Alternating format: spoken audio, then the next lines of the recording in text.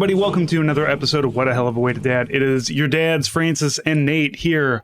It's the 4th of July. I don't know if you remembered that, Nate. You haven't been in America celebrating the real American, the American holidays. You know, everybody celebrates Christmas, and everybody does have kind of a 4th of July of some kind. There's a lot of countries that have a celebration of kicking England in the teeth. Yeah, so the Swiss national holiday, the sort of like Confederation Day, is the 1st of August. So obviously I knew it was the 4th of July because I was looking at scheduling and also like dealing with some American vendors for things like the rare time that offices are closed tends to be around this time. So no, I mean, I haven't. The last time that I was back in America was actually when you and I hung out, when we went to South Bend or Terre Haute. Terre Haute, yeah. The Eugene V. Debs Museum. Yeah, I mean, I it's weird. It does happen sometimes when I realize like, oh yeah, like, you know, stuff with America is closed today, like banks are closed, that kind of thing. But similarly, like, you know, we sometimes will have holidays and it doesn't correspond. But yeah, I haven't been back for 4th of July in America since the year we left America. So it would have been 2018. Not that I'm really missing anything. No, you're not. I mean, it's just a bunch of assholes shooting off fireworks around here. But at least here they shoot off fireworks in wintertime. It's less likely it's going to spark a brush fire. You know what I mean? Yeah, that would be really smart. I used to go down to southern Missouri. I had an aunt that lived down there in Kabul, Missouri, and she lived on a literal dirt road. And we would go down there, we'd take the guns and we'd take and hit every firework tent on the way down there. And a couple years we didn't do it because it was just so dry. But like if we would get a good rain down there, we go out there and set some shit off. We spent some money on blowing some stuff up. I had an uncle that liked to he would drink a beer and then hold the beer bottle and put the bottle rockets in the beer bottle and shoot them that way. I think we did that, but we didn't have beer bottles, but I think we would get like Coke bottles, you know, hence bottle rocket. But like obviously the plastic Coke bottles don't have anywhere near the stability. So sometimes you leave a little bit of water in the bottom of them to try to keep them from tipping over. Yeah, kind of tipping around. Otherwise they just become insanely dangerous and fire them off. I mean, God knows, like we used to ride bikes with Coke bottles, holding bottle rockets and shooting them at each other and shit. Like it's amazing that any of us have eyes. Roman candles, candles are one of the best. Roman candles are great because they'll shoot, but they don't explode. Yeah. So, I mean, you definitely don't want to catch one in the eye, but like a bottle rocket in the eye is going to do a lot more damage than a Roman candle. Yeah, I'm just the level of dumb. I mean, I think a lot of that's changed. My impression is that like it's not changed everywhere. It's like it doesn't happen, but it's less common than it used to be. There was stuff that we did as kids that I think there's been a generational shift in terms of safety and also perceptions of safety. And then like some of the laws have come, changed as well. Like, and in some cases, where they're like, oh, we're going to arrest you if you let your kids like run an errand on their own. That's insane to me. But shooting bottle rockets at each other's faces when you're a bunch of dumb 12-year-olds, 13-year-olds, like that, it's probably good that fewer kids do that. Yeah. Because, statistically speaking, someone's going to catch one in the eye and then they have to lose their eye and, never be able to drive a car and all the problems that come along with it. You know what I mean? Like, yeah, America. Just because somebody cut the top off of a wiffle ball bat and stuffed 7 bottle rockets down it and use it as a shoulder mounted MLRS. Can't have that anymore. Yeah, I can't do that anymore because of woke. I know, it's amazing. Man, speaking of woke, climate change, it's hilariously, as much as the right wants to deny climate change is real, this is such a talking point around the world. Also, like one of the most famous far-right insane politicians in France is like, it's Marine Le Pen. If I become the French president, we're going to come up with a national plan for installing air conditioning for like, cities and governments and stuff like that, because it's just been insanely hot here. And obviously we live higher elevation than most parts of France, but because of the geography of where we live, there's like a bowl effect, and it's been insanely hot. It's actually cooler in Paris now. Thankfully, it's cooled off, and it's supposed to cool off here like Sunday. We're recording this on a Friday, and hopefully for a decent amount of time. But I mean, I don't think that it's like, oh, it's July, you can expect it to cool off for a long time, like it's going to happen again. And it's been 3 weeks of it being in the highs in the high 80s and low 90s, in some cases the mid 90s, and typically not getting below 72 Fahrenheit at night. And it's becoming fucking intolerable because it's starting to accumulate. Like when it doesn't get like, because that's the thing about heat waves in Europe in general, is that like it's been the case in the past that like you look back on heat records and there's been, even in like the 1900s, you know, there would be stories of like, oh, a random heat wave and, you know, it was really hot and also like it didn't get below 26 Celsius. So like it didn't get below like the mid to high 70s at night. And like that's really dangerous, because the one thing here is that this is the case in Britain too. When it gets really hot, it's typically pretty low humidity. Like when it's been its hottest here, it's been like humidity is like 30%. And then at night, the humidity goes up, but the temperature tends to drop quite a bit. And it wasn't uncommon back, I mean, when we first moved to Britain, even on the really intolerably hot days we had the first summer we were there was only once or twice where it felt like it didn't cool off significantly at night, like getting down into like sometimes like the low 60s, the high 50s at night. So even if you don't have a fan, which I mean, a lot of people don't in continental Europe, if it gets that cool at night, you open your windows, like, you know, cool air is going to come in, hot air is going to escape, letting in air that's in the, you know, high 50s, low 60s Fahrenheit. The next day, your house is cooler earlier in the day. And if you close your windows as the sun comes up and you know, relatively speaking, you know, most places are decently insulated. I mean, it varies by country, and certainly in Britain, it's bad. Then you can kind of manage. And then when it cools off again at night, you open the windows. You know, you keep the blinds closed, keep the windows closed during the day, and then you open them up at night. Well, what we're experiencing right now is it's not cooling off at night. It's not cooling off anywhere near enough at night to offset. And so you get this like accumulation, you know, people's houses are hotter, buildings are hotter. You also have the thermal like heat island effect, in the sense that like this is a very densely populated city in general. And where I live is probably the most densely populated. So you've got so much built up, like, you know, buildings and like plazas and streets and asphalt. And there are lots of trees and green spaces, don't get me wrong. Yeah, but concrete holds all that. Like heat is how every city is a heat island. And that's one of the things that has always kind of kept tornadoes out of St. Louis City proper. I know we just got hit by some, but those are like the first ones since the 1950s. And it's because of that, you know, it's a concrete jungle. There's a lot of heat during the day that gets caught up, so tornadoes tend to break around the city.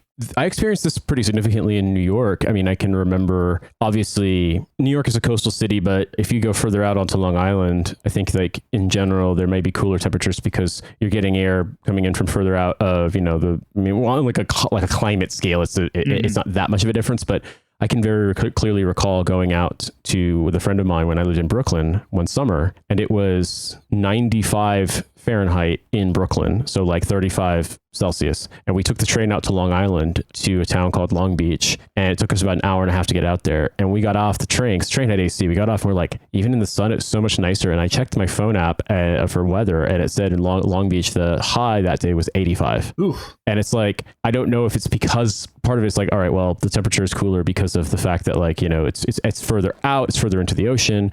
But also like how it felt was shocking. Like we went from being like dying in the sun, even in shorts and t-shirts, you know, to in the shade, you could sit outside, you would be perfectly cold. You wouldn't want to go inside. You wouldn't feel sweaty. And then obviously getting back to Brooklyn at night after spending, you know, a day at beach, and then we went to a Cuban restaurant and got hammered.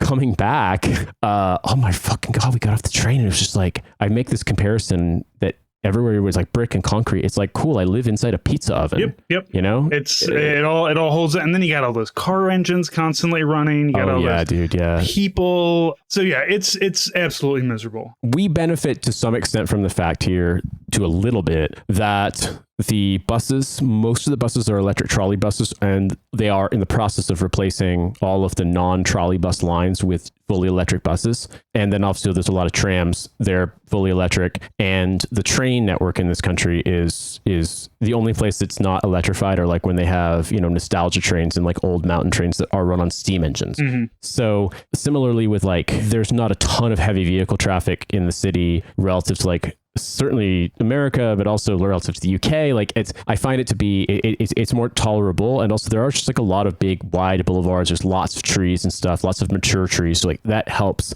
Being in the shade helps. But like, dude, it's been 3 weeks of this. It's really, really hard to do anything. Like especially the hottest time of day is like between, let's say 3 p.m. and 7 p.m. So coming home from anything, going out during rush hour, when I go to pick up my kid, Cynthia comes home from work, like it's just like, fuck. Miserable. Yeah. And it's like, and we don't have air conditioning. We have a portable room unit, like a stand-up unit that we bought in London, because our place in London was far worse at keeping cool in the summer than this place is. And it had a lot more like full-on direct sunlight throughout the day. And I've managed to rig it up with one of those sort of like windows cover, sort of window blanket seal things, but it doesn't work that well. It works well in that one room, and you can use fans to move the cool air. But if you opened every door in the apartment, it wouldn't be nearly enough to make a difference. You have to kind of like section off certain areas. And so what we do is we'll run it in that room, and we'll use a fan to blow cool air into our daughter's room so that when she goes to bed, like it's not insanely, because unfortunately the positioning of the apartment is such that at the end of the day, the sun as it's setting is shining like on the side of the apartment where it's like bedrooms. And so if like her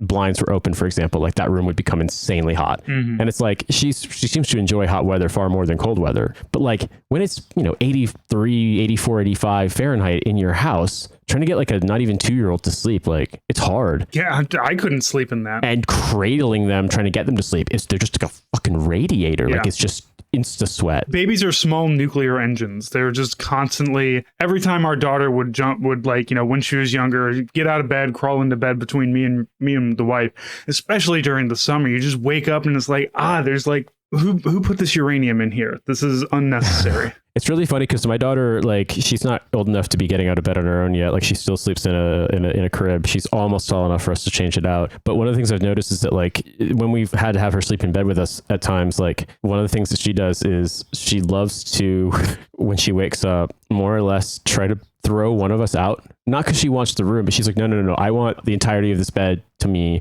I want the entirety of this blanket. I want to move the blanket and not have you taking it up. And it's just sort of like, it's this kind of organizational instinct. It's very funny. She really likes a thing, be like, no, things, they have to go in their place. And it's like, right, but this is my bed. This is where I sleep. It's like, no. Similarly, it's like, well, it's hot. I'm not wearing my slippers in the house because it's hot right now. And she's like, no, put your slippers on. Mm-hmm. Like, I will freak out and do this like comical fall over, like I'm an extra in a Western who got shot, fall over to the ground and start yelling unless you put your shoes on. Or one time, give me your socks, which you are still wearing, so I can put them in the washing machine. And it's like, what? But yeah, man. You know what? She's trying to be helpful. She wants to wash your socks. She wants to put your slippers on. It's just a misguided loyalty that we have going on. When she gets older, she'll be able to properly do all these things. I knew she was really tired when we came back because we went on Wednesday. We didn't have normal childcare, so I took her out to see family friends. And when we got back, she had napped on the train. And the trains here have air conditioning. It's not super cold, but like it's fine. And she had slept quite a bit on the train. And then she woke up as we were leaving, and I took a longer walk home instead of taking the bus, hoping I could get her to sleep again in the stroller, but she didn't. And then we got home and I took her shoes off, her sandals off, so I could, put them away. And then she was just kind of standing there, and I was like, do you want to put the sandals away? And she started crying. I'm like, well, do you want to put my shoes away? And I was like, and I looked at you could see she was just like so confused, crying, tired. And I was just like, okay. When you're like this, when you don't know why you're mad, but you're mad and nothing, like, you need to take another nap. Yep. Like, you may not like being put in your room, and she didn't, but she did actually then fall asleep and slept for a while. And it was like, you just learn to, like, sometimes it can be wishful thinking. Like, oh, wow, you look so tired because I want you to take a nap so I can do something. But it's like, there are also times where you're like, nah, I know my own kid well enough at this point. Like, you need to nap. You are exhausted. Yeah. When the kid's brain is short circuiting like that, that's a good time to get them in there. Yeah. And she's still napping quite a bit. Anyway, Nate, we have some questions. We have some Ask a Dad questions. We have, I asked inside of the Discord, so we can pepper these in. I got some other thing. My daughter dropped a hell of a line about the Army on me the other day too. So your daughter's still pretty young, but you're still teaching her. So Doc asks, what's the best coaching, teaching guide technique you've learned when explaining something that we adults take for granted to a child? So when you're explaining something that's basic to your daughter, something that, we know you take the socks off and you put them in the laundry. How are you doing that? Do you like walk her through it? Do you use words? What do you do? Both. I mean, and I think the thing is with a kid her age and really young children, it's a constant process because they'll get it, they'll forget, they'll do it halfway, they'll get very frustrated when they can't do it anymore. And I think it's just more that,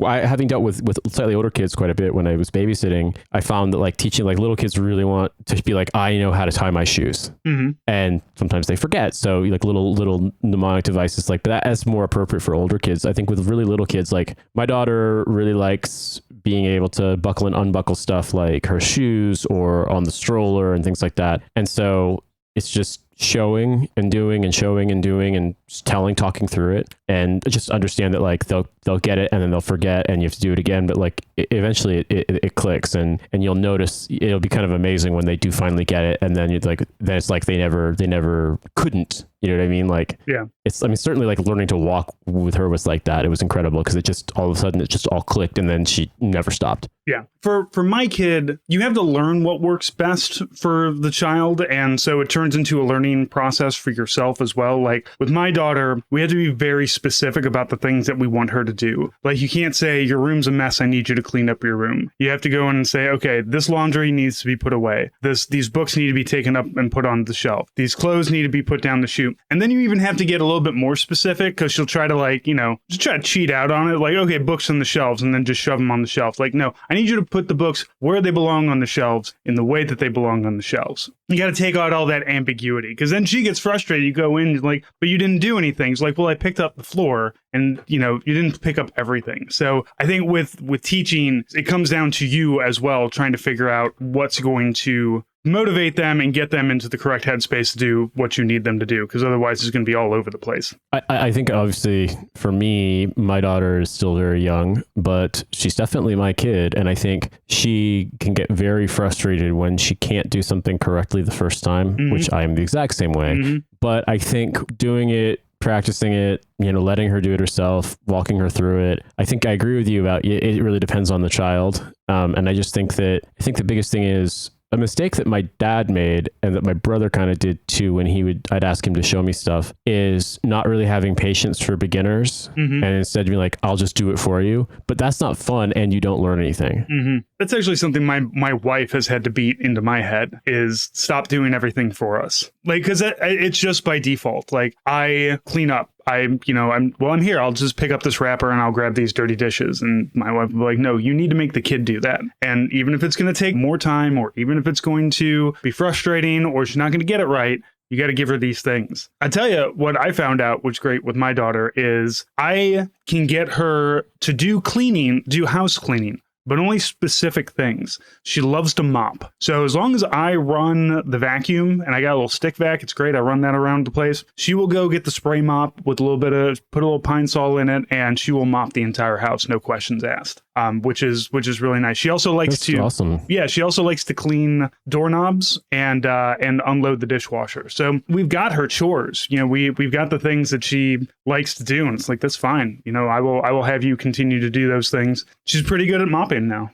That's cool, man. I mean, something that I've noticed with my daughter is that she is still in the phase of throwing food a lot, but one thing is that she's old enough now that if she throws something, if it's not going to make a huge mess, Cynthia will typically take her out of her chair and be like, no, you need to pick this up.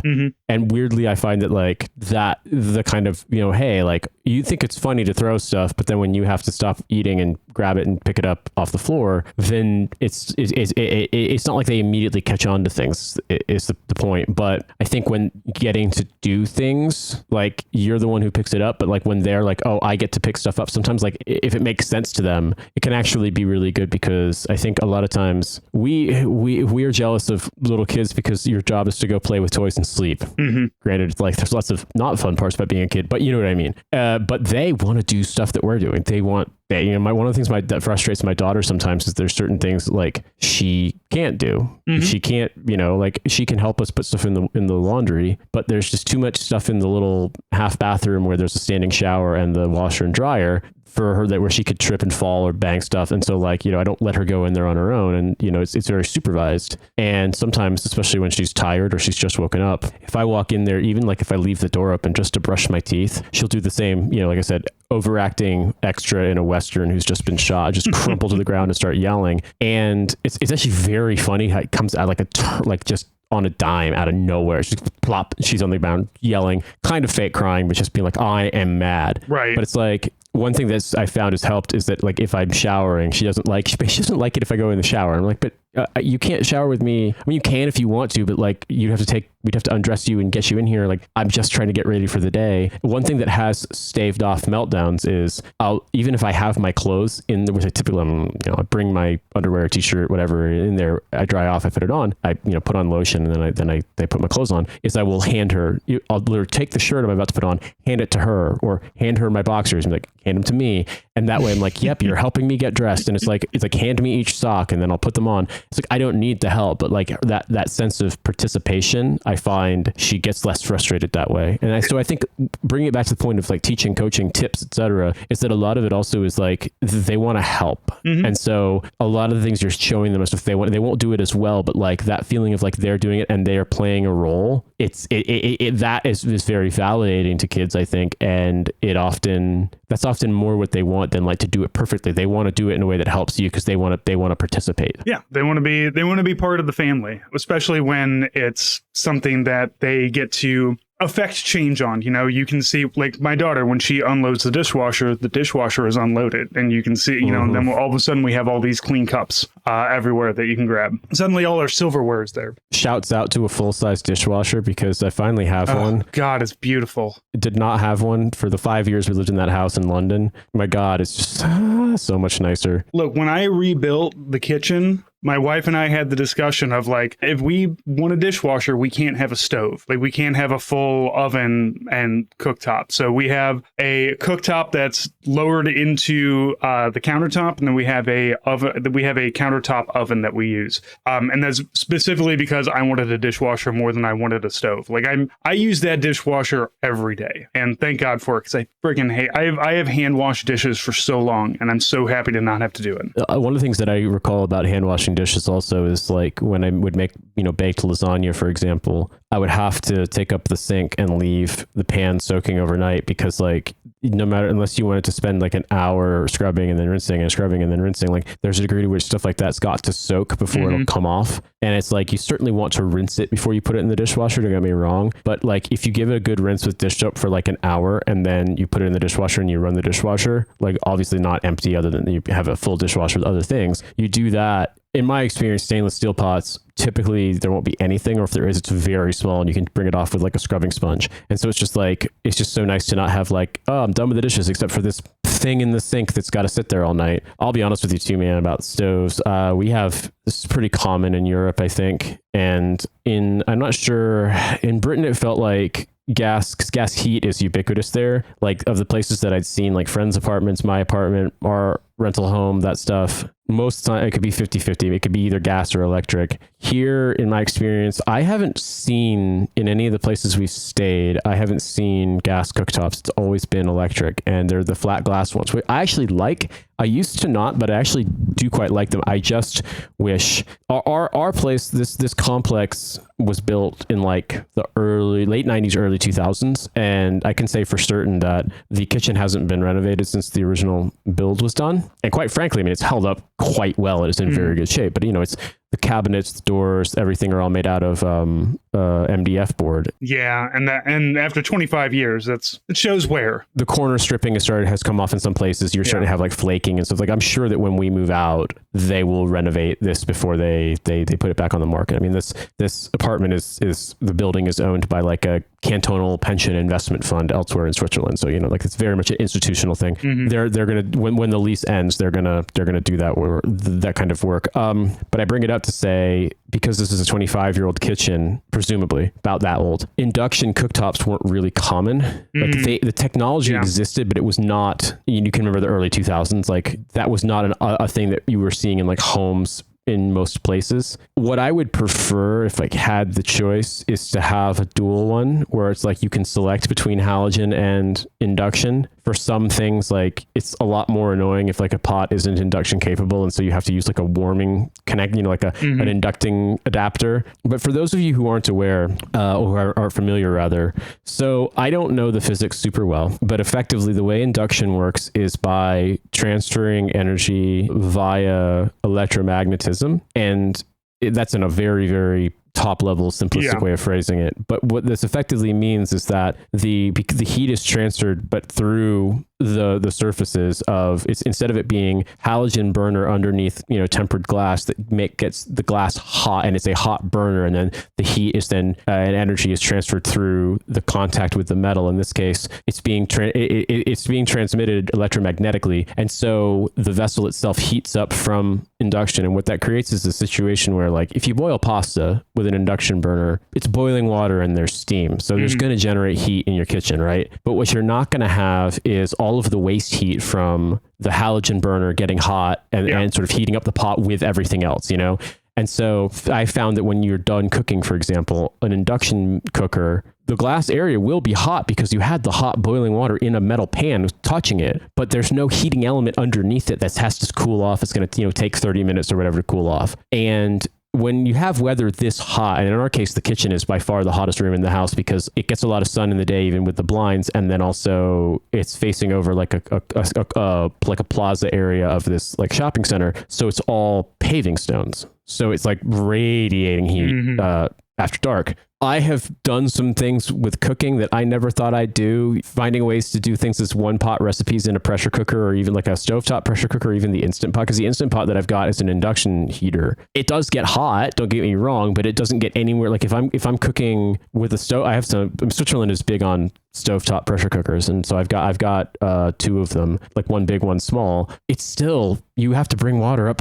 to boiling on the stove, and you make the stove hot and everything. And so I was buying a surge protector the other day, and they had like plug into the wall portable induction burners. And I'm like, I don't need another fucking device right now. But a part of me was like, I know, but you think like, but I mean, I could do that, and I could heat stuff up, and it wouldn't generate anywhere as much heat as this, because this is insufferable. Yeah. When we were rebuilding the kitchen, an induction stovetop was something we were looking into. It was way more expensive. They're cheaper now than they used to be, but they used to be insanely expensive. Yeah. They did, but I mean, it was a lot more like we were doing this kitchen kind of on a budget. That's why we're going with IKEA. I mean, the kitchen, very small kitchen, cost us $10,000, and we got away with the cheap one. But IKEA had some really great ones. They had that, and then they also had a stovetop that had a, like, right behind it, you could have a hood pop out to like suck all of the, instead of having an above hood, you have one that was like at level of the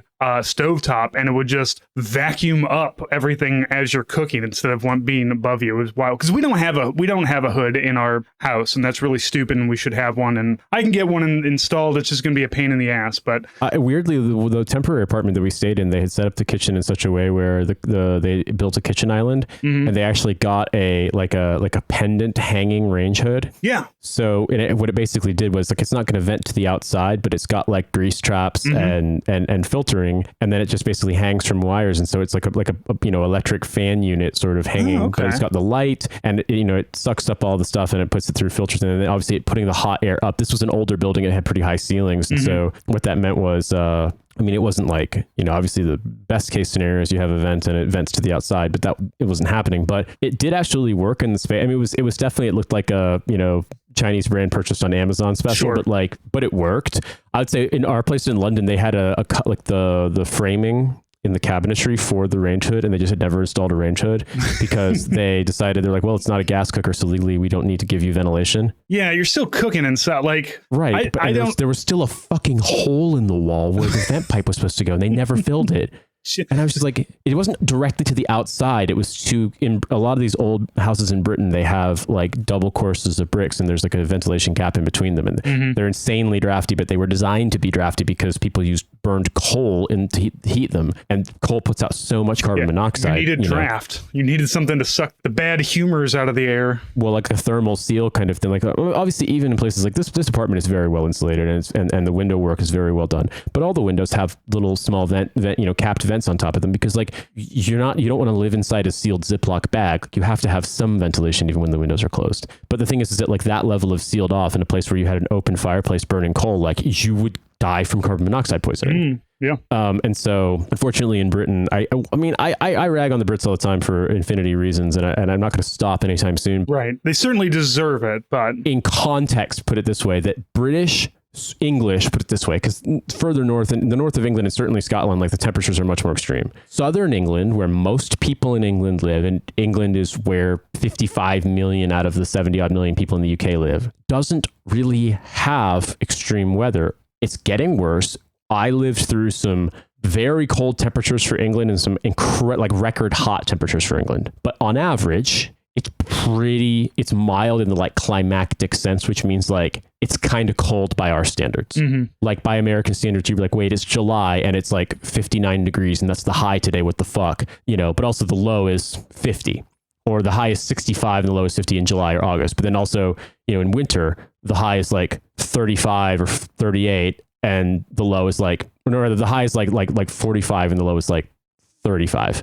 Like it's not below freezing, and it very rarely got below freezing, or even down to freezing when we lived in London. It almost never snowed. If it did, it only one time in 6 years that I lived there did it stick more than like 12 hours. You don't really get freezing rain. You also don't get you typically, not recently it's changing, but you typically don't get really extended periods of incredible heat and humidity. And they've got incredibly old housing stock, like the oldest in Western Europe. And so you think about like what the climate was like back then and whether or not they even gave a fuck about like, oh, this is unsafe and you might die because it's too hot or too cold. They don't give a shit. You know, it's like, oh, we're building a terraced home with the expectation that like 19 people are going to live in it because like 4 families are going to share it, you know, that kind of a thing. So that's one of the reasons why, you know, like they probably wouldn't care about like having the hole in the wall for the vent.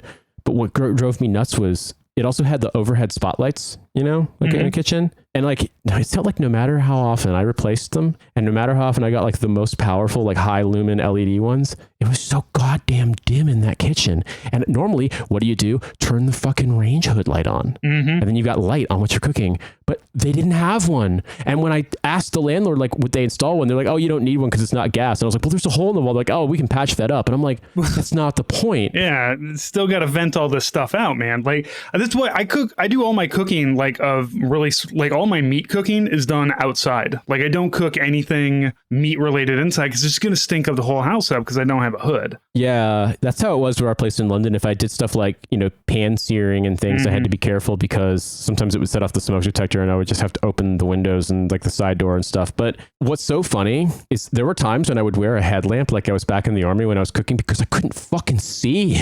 Like I'm not young, man. Like my eyesight's pretty good, you know, passed my vision test, all that stuff, you know, no impediments. But like when you're trying to cook and observe stuff and it's dark and particularly like there's the shadow of the range hood covering where you're cooking and there's no light, it's so annoying. And so one thing I really appreciate about where we are now, the range hood is good. It's very easy to take the filters out and clean them. You know, I do that periodically. And then there's a range hood light. And then under the cabinets, there's built-in, very long fluorescent tube lighting. And so like, it's so well lit in the kitchen now when I'm cooking. And like, dude, by comparison, when I was first getting used to it, I think I cut myself more by mistake while cooking. And I swear to you, it's because I could actually see I was being less careful. Because I basically never cut myself when I was cooking in London. Because like I was always like, oh fuck, I can't see shit. What's going on? You gotta be real careful. I gotta slow down a little bit. Yeah. I'm getting lazy now. I'm spoiled because there's light in my house.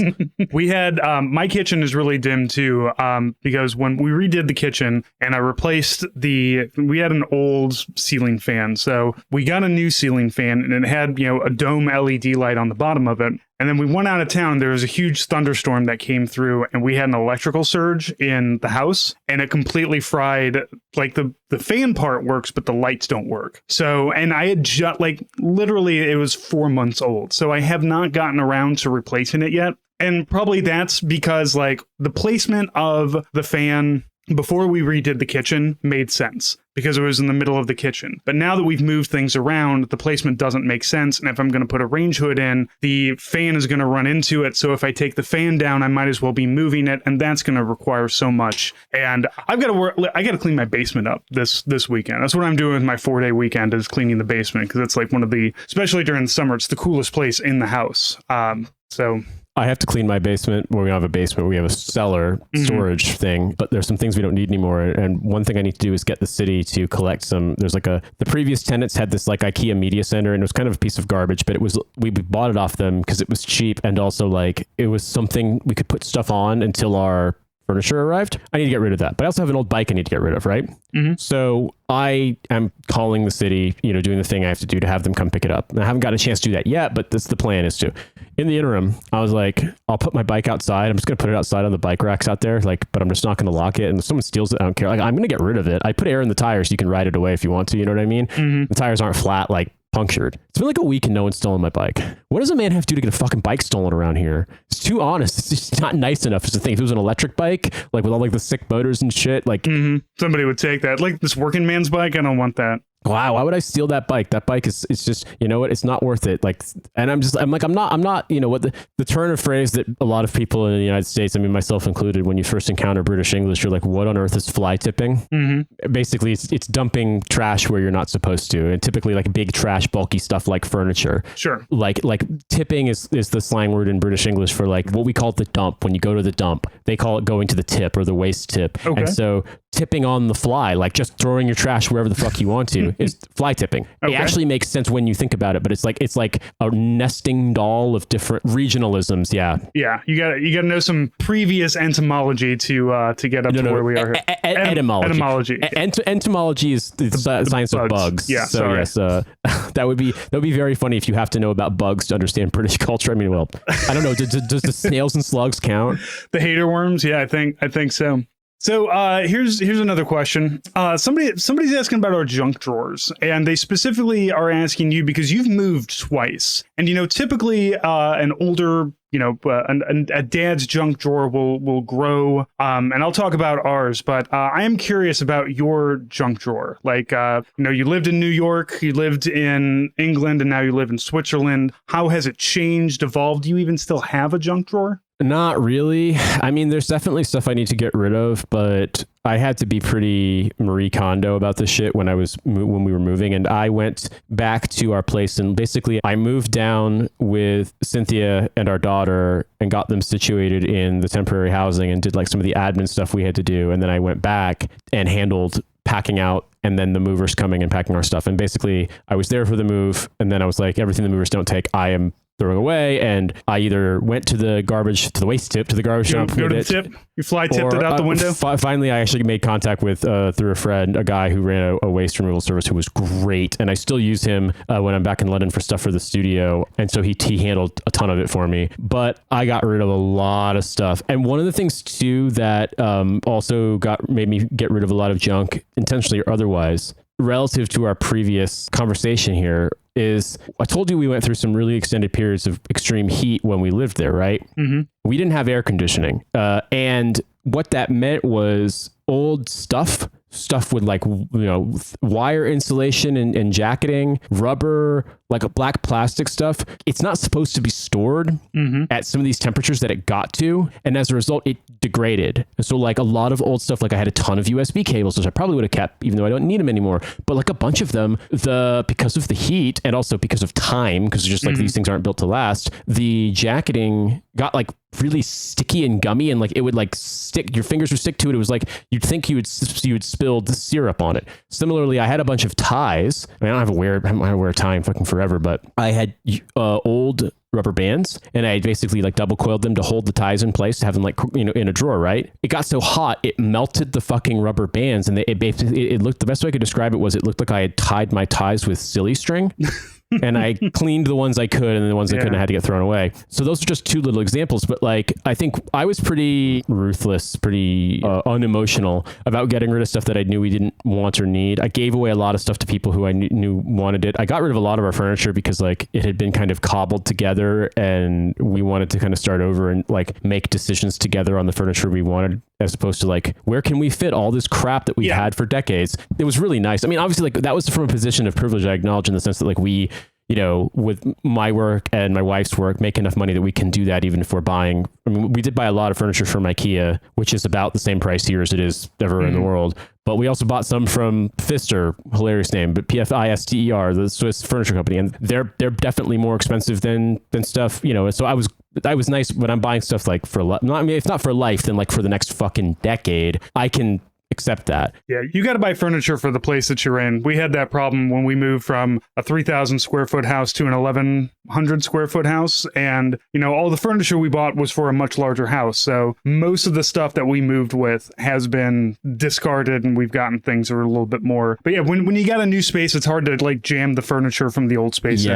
And when you hit a certain age too, you're just like, I can have something nice. I don't have to live off of dorm furniture. I'm almost 40. Well, I mean, I will say this too, that there's a brand of bed that is made here in Switzerland that Cynthia had before when she lived here, and it would be effectively impossible to buy it. I mean, you could buy it and have someone ship it to you abroad, but the sizes are somewhat unique here. And so you would have to buy the bed and the bed frame and ship it all from Switzerland, and probably the bed clothes too, case depending. And it would be so insanely expensive. So like, there's just no way. So we were like, but I always said, okay, if for some reason we ever move to Switzerland, we can buy these. We got them. We didn't get the ultra luxury kind. We just got the ones that are like the mattress thing, but like we didn't get the fucking crazy electric thing that you can raise and lower the position of the bed, whatever. We just got beds, IKEA bed frame, these mattresses. Dude, and I don't have lower back pain anymore. Nice. Now, it's not that I had like a permanent injury. Sure. I still have to massage it sometimes. And if I like go for a long run, if I don't stretch, I won't have a problem. But we had that other mattress. I'd had that mattress that we'd had, for forever. It was like a foam mattress. It wasn't like a shit one, but I bought it at Fort Benning when I moved down for the captain's career course in 2011. And we had that mattress until I had the removals people chuck it in London, and we moved down here. So we'd had the same mattress for 13 years. It predated me knowing Cynthia. Like, it predated all of that. Like, I was still in the army. And I'm not saying that it's the only thing, but I am saying, like, I've noticed, I'm like, wow, I used to have to every night do this stretch that I mean, it's probably just particular to me, but if I do like a stretch where I extend my leg out and kind of turn my pelvis, and could crack, like kind of crack the joints in my pelvis and my lower back. And it would make it feel a little bit less tight. And I would have to do that like two times each way every night, because otherwise my back would just feel so fucking tight. I realized, I'm like, wait, I don't really do that anymore because I don't have to. And so like, it's not like, oh, I went, like I said, I didn't get the solid gold mattress, whatever the fuck that would be. But I was able to buy something that wasn't just like, oh, I already have a mattress and I never want to spend money on a mattress ever again. You know what I mean? And yeah, it's nice to not sleep on a futon. You know what I mean? It's nice to not sleep on the shit we sleep, because when you're 20, it doesn't really matter. Yeah. But it does when you're older. You can, yeah. I used to brag about like, well, in the Army, I've slept on airport, floors and everything. And now at 42, if I'm not sleeping in my bed specifically, I'm not going to have a great night's sleep. Even, we go to hotels, because we have a bed that is it's a firm IKEA mattress on top of plywood. And then we have a mattress topper on top of it that keeps it nice and cool and gives a little bit more cushioning to it. But like, we have a very, like, this bed doesn't move, which is great because I tend to flop around a lot when I'm sleeping. So it doesn't shake the whole bed like the whole mattress and box spring does. So I'm very happy that my wife and I agree on a mattress. But the problem is that anytime we're out of town and we're staying at a hotel, no hotel has a mattress that's like that. Like nobody else does that except for cruises, because cruise ships, the rooms are so small that they have to use under the bed for storage. So you lose out on that extra. So you have a nice firm mattress, which I love. So only good place to find them. This is pretty common in Switzerland, that twin and queen size beds and stuff like that you actually buy individual mattresses, and the bed frame basically accommodates two individual mattresses, and you put like a mattress topper to connect them. It's actually less weird than it sounds, because like king size beds are like that around here, where it's actually two mattresses next to each other, and then you put a mattress topper on, and then you put the sheet on top. And so what's nice about that is that like we just got the ones we like. We also like the ones they offer, because you can buy it from the manufacturer, but then it's like way more expensive because it's like a customized thing. And if for down the line we wanted to get like slightly different firmness, we could each have an individual one and it would be fine. I mean, I don't really plan on doing that, because frankly, like we bought the beds last year, and I'm like, let's get at least 10 years out of this stuff. Let's not have to spend money on things. Like, it's more that I'm going to be recovering financially from this move for a couple of years, to be honest with you. But my junk drawer, bringing it back to the question, most of it is at this point audio connector parts, small cables, 1/4 inch cables, 3.5 mil cables, USB-C to 3.5 mil female adapters for like digital audio, USB-C cables, USB-B, USB-A, USB mini, USB micro, HDMI, MIDI for audio stuff, the mono 1/4-inch cables that you use for guitar cables, a few bits here and there. Got an old iPod in there. I've got this cool thing my friend got me that's like a pocket sampler. It's really big. It's like a printed circuit board with like some very exposed circuitry, but it does actually work. Like little things like that. Yeah, I mean, and then there's like office supplies. I mean, I just like one time I cleaned the house really thoroughly one winter, and I went through all my office supplies, and like I got them like categorized, so I now actually know where they are. So if I need a paper clip or a binder clip or a document clipper or all that stuff, I can get them, as opposed to like where do I have a random one lying around somewhere? Is that when, you know what I mean? So that's basically it. And then obviously like I have my toolbox down in the basement if I have like my weird tools that I need, the ones that like don't come out very often, and that's basically it. I'm trying to mentally picture my junk drawer right now because it's very full of stuff. When we rebuilt the kitchen, one of the again, small kitchen, so the trash and recycling are on one of those little pull-out things. So you can pull it out and you can throw stuff in, but like it's short enough that there's also a underside drawer there. So you've got a nice junk drawer that you can access when you pull that out. And I tell you, the one thing that I've had in a junk drawer ever since I have owned my own house is one of those screwdrivers that you can pull. It's got a flat head and it's got a Phillips head, and it's got a big and a small. So you can pull out, like I'm on the small Phillips head. I can pull it out and flip it over, and I've got the bigger one. Just for around the house kind of stuff. Like just for I need somebody to take a screwdriver. This thing is loose. I've got one of those. Yeah, and it's got like it's got the little like cartridge that you can take out with the different bits. It's got magnetized screwdriver heads, so like you can pick up screws that way. I was gonna say I'll take a picture of this if you want to use it as the episode art, because it's very funny. I have the strangest thing I've ever seen. I've never seen anywhere else in the world where it comes to a kitchen trash can, but it actually works really well. And this is apparently, you do see them around in Switzerland, but I'd never seen one of these in my house, and I didn't notice it outside until I had one in my house. So I have under the sink trash storage, right? Except it's not a trash can. It is a trash can lid on a hinge connected to the door with a metal ring and a retaining elastic, like a rubber band, like a big rubber band that's connected, and then a flat plate on the bottom that's kind of like more or less like a base, if that makes sense. Okay. So what you do is you open the lid, you take the rubber band, it's connected, but you move it out of the way. You put a trash bag in, you fold it over the metal ring, you put the plastic or the rubber band back on to retain it in place, and then you kind of fluff the bag out so it's full. And what it means, the reason why it is that way is that you've got the base, so if it leaks, it doesn't get all over the cabinets, and it has a thing to touch against on the bottom. But by doing it that way, instead of the trash bag taking up like the rectangular shape or whatever of the trash can, you actually can fill the bag fully round full of trash, and you get more trash into it before it's full. And like, this is actually a thing I've seen everywhere here. I've never seen it anywhere else in the world. And when I first opened the sink, when we got this apartment, after I did the walkthrough, I was like, what the fuck is this? Because it just looks, it has this old timiness to it. Like it's 25 years old, I'm sure. It's not any older than this apartment. But there's some people like, wait, what in the fuck? But it actually works. It works great. The only problem, I need to get a activated charcoal filter thing for somewhere in that under drawer thing. Oh yeah. Because the benefit is you don't take the trash out that much, because like you fill the whole bag, and it fits like a 35, like what he's like 35 or 30 liter trash bag. So it's great. Problem is I got a baby who's in diapers at a certain point, especially in weather like this. It's just smelling fucking terrible. So I do need to get an activated charcoal thing, just like a little, I've had them before, you put them in like a space down there and it helps keep the smell down. You get one of those diaper genies, man. Those things were great. We had one of the, can't remember the brand name of it, but the one where it was like the diaper trash can, and you put it, and then you spin the thing, and it basically is one long trash bag, but it seals them off into like little things. That worked really well, but I think the issue that we have is we don't have a big trash can because we used that one. And taking the trash out is kind of annoying because you have to go in the elevator and go all the way to like the sub basement to the trash room and throw it into the dumpster and then go back up. So what we do instead is we bought the kind of baby version of those doggy bags that have the like powder treatment on the inside that make them like kind of odor absorber. Yeah, like a little baby wag bag. Yeah, it is exactly a baby wag bag, and you basically put the diaper and all the wipes and the gross stuff in there, and then tie the bag off, and then it's not like it cuts the smell entirely, but it certainly smells better than if you just put the fucking stinky diaper in there with nothing. And then I try to take the trash out. Like I try not to like go nuts and constantly take it out, you know, when it doesn't need to be taken out. But I'll be real with this weather. I'm taking it out more often because it's like I open up the kitchen cabinet to grab a sponge or grab some cleaning stuff, and I'm just like, holy shit, it smells bad down there. So, you know, that's just. But I'll take a picture because, like I said, I've never seen anything. Yeah, I'm like interested to see how this operates. I'm going to be Googling Swiss trash cans, Swiss trash cans, Swiss bins, and see how that. Do you want to speed run one more? Let's see. Yeah, let's do one more here. Okay, here's one. Is it okay to never learn how to drive a stick or back up a trailer?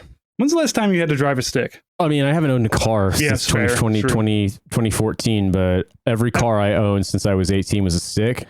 I'll be real with you. I'm not great at backing up trailers. And one time I was doing such a bad job, I was like, fuck it. I'm just going to find a big enough street to turn around in to get to where I'm going. But I don't really think it matters. Yeah. When do you run into that kind of stuff? Like driving a stick, I mean, depending on where you are in the world, it can be useful to, but like I'd say on a long enough timeline, I think you're going to see more of electric cars becoming the norm for a variety of reasons. And electric cars obviously don't have transmissions the same way that like you don't have a gearbox.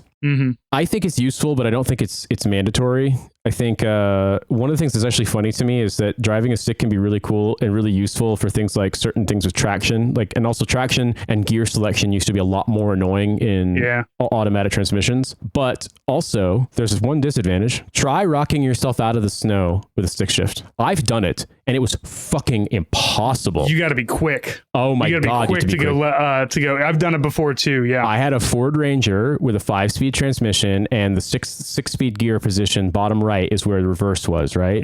So you had to go into first and all the way down, and I got stuck in the snow going out to the drop zone one time, and it was like 15 Fahrenheit, and it was awful. And if I had to walk, I would have been in a pretty bad situation. And I managed to rock myself out, but it was not easy. And I just gonna be real with you. Obviously, you have the traction problems in an automatic transmission. That's all real as well. It's a 4-wheel drive truck. It took me a bit, and I was like, I may not make it. I may literally have to put on I had my coat, but I didn't have like crazy protective gear. I may have to walk, 12 odd miles back to base from the drop zone and leave my truck here stranded in the snow. I never had that problem in an automatic transmission. So driving stick shift can be cool. I mean, whatever. But I used to think it was like really important. But also then I lived in big cities, and man, fucking driving a stick shift in a city is annoying. Sucks. It's so annoying. Yeah. God, it's just like you're always shifting gears. Like if you're doing it correctly and you're not hugging the brakes when you're on a hill, you're actually balancing. Like you're having to balance and do that stuff. Like it's annoying. Yeah. So if you want to learn it because you want to, cool. But don't feel obligated. Backing up a trailer is probably more useful, and that's the thing that I don't own a car. God doesn't own a truck and a trailer. So yeah, and if you're backing up a trailer or a truck of any kind, you should have somebody ground guide you anyway. So and that's gonna make or break you. Like I wouldn't know how to back up a trailer, but if I got somebody out there telling me, hey, more this way, more that way, I think we can figure it out. Yeah, fair enough. Yeah. All right, Nate. Well, I think that's going to be an episode for us. Everybody, thank you for listening. If you want more of this, remember we have a Patreon, patreon.com/hellofawaydodie. You're going to get bonus episodes. You're going to get Deadliest Warrior stuff. You're going to get all kinds of good things over there. And that's just $5 a month. Gets you more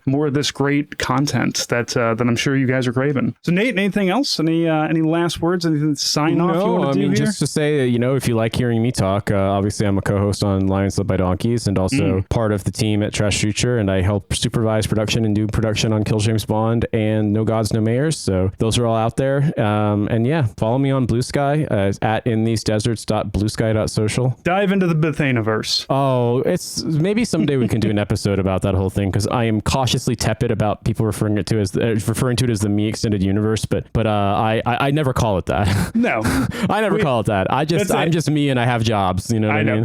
That's the joke though, is that it started once, and then you're just like, yeah, I can do this, and I can do this for everybody. So yeah, and you can be like, all these shows that I've got nothing to do with, that people I've worked with before have spun out, or like, oh, it's in the extended universe. It's like, no, it's definitely not. I have nothing to do with that. In fact, in some cases, I don't even like that show. But what can you do?